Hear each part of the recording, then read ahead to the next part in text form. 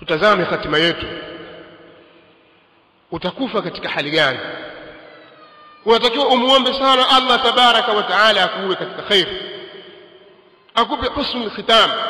Lakini sasa hili lina asbab, lina njia, na su'ul khatima ina asbab na ina njia zake.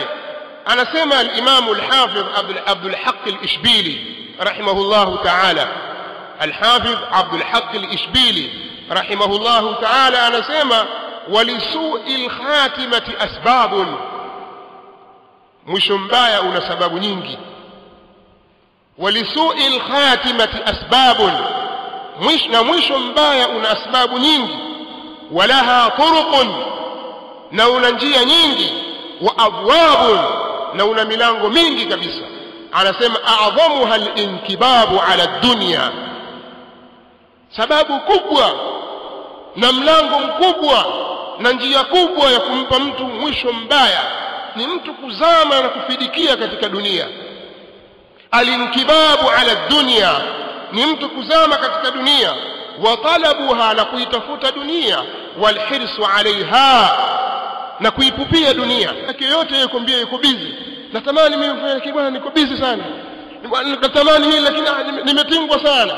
Kwa hiyo yeye ametingwa na dunia yake. Yale mambo ya kheri ya wajibu ambayo anatakiwa ayafanye katika maisha yake anashindwa kuyatekeleza kwa sababu ya dunia.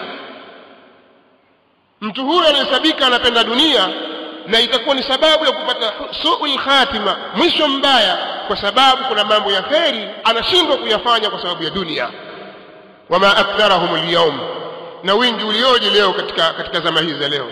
Watu wangapi sisi tunashindwa katika mambo ya kheri ya kutukurubisha kwa Allah tabaraka wa taala?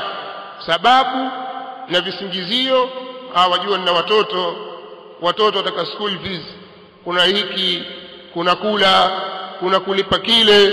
Sasa wajua nikifanya hivi itakuwa vile, sitaweza kufanya hivi. Kwa hiyo dunia inakukinga wewe kuiendea kheri ambayo pengine ni wajibu juu yako.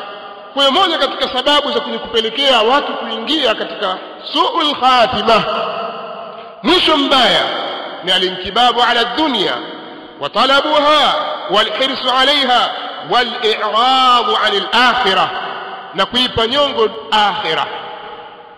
Kwa hiyo mtu hapati wasaa wa kujitafakari, hapati wasaa, ghafla mauti imemchukua imma barabara. Hiyo watu kufanya i'rad 'anil akhirah wal iqdam wal jur'a ala ma'asi Allah, na watu kusonga mbele na kufanya ujasiri juu ya kumwasi Allah tabaraka wa taala.